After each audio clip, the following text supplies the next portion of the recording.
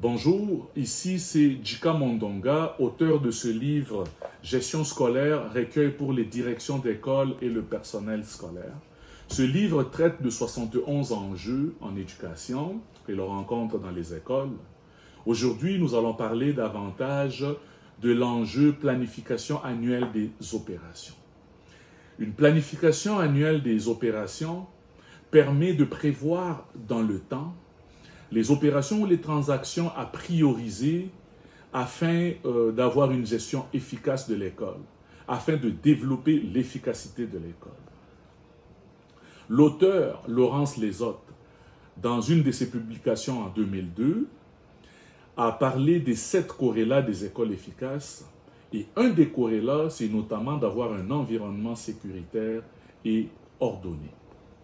La planification annuelle des opérations permet effectivement d'avoir un environnement, une école sécuritaire et ordonnée. Dans quel sens? Facilite la planification annuelle, facilite la prévisibilité au travail. Elle prévoit des transactions que l'on doit avoir au quotidien dans une école.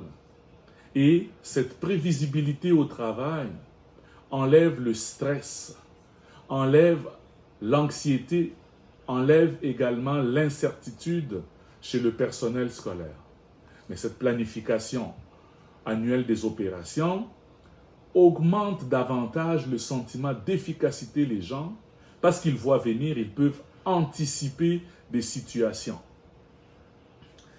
La planification annuelle des opérations permet aux gens de réfléchir sur la préparation des situations à l'école, permet aux gens de réfléchir sur la réalisation de ces transactions-là et permet aux gens également de réfléchir sur l'intégration de ces transactions dans l'organisation scolaire. On est ici dans une situation où on équilibre le leadership transactionnel et le leadership transformationnel. La planification des opérations à l'école, effectivement, ça nous permet de traiter les situations au quotidien, mais ça permet également de rendre l'école plus efficace au final, donc de transformer l'école. Dans ce livre ici, nous allons rapidement présenter les transactions qu'on peut avoir, les opérations qu'on peut avoir par mois à l'école. Donc, si je m'en vais au mois de septembre, nous avons par exemple les sorties et activités éducatives à prévoir au conseil d'établissement. Nous avons par exemple les horaires des plans d'intervention. Pour le mois d'octobre, nous avons la semaine de la non-violence, la semaine contre l'intimidation et la violence à l'école. À prévoir, il y a également la signature des tâches, par exemple, des enseignants.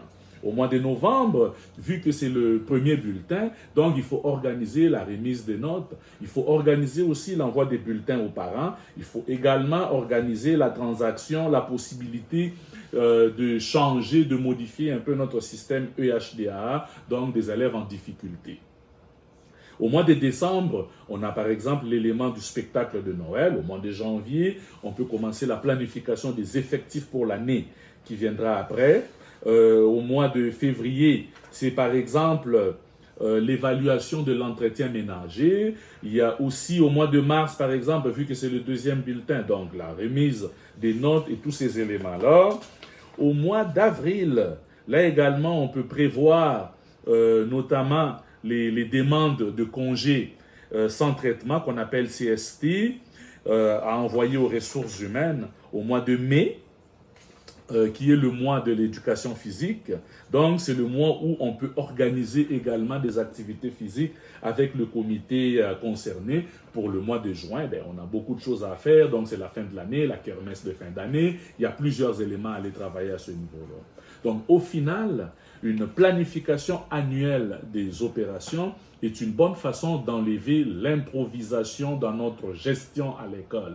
Et nous, dans ce livre, on met de l'avant cet enjeu-là et nous voulons travailler cette planification annuelle dès la rentrée scolaire. Bientôt, ça va être la rentrée scolaire, donc c'est ce que nous encourageons les gens à faire à ce niveau-là.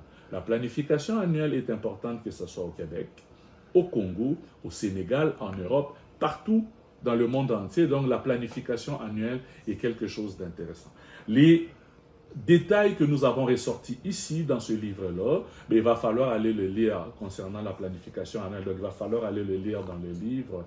Et quand vous aurez des commentaires, n'hésitez pas à communiquer avec moi par mon courriel jikamondonga@yahoo.ca. Merci de votre écoute.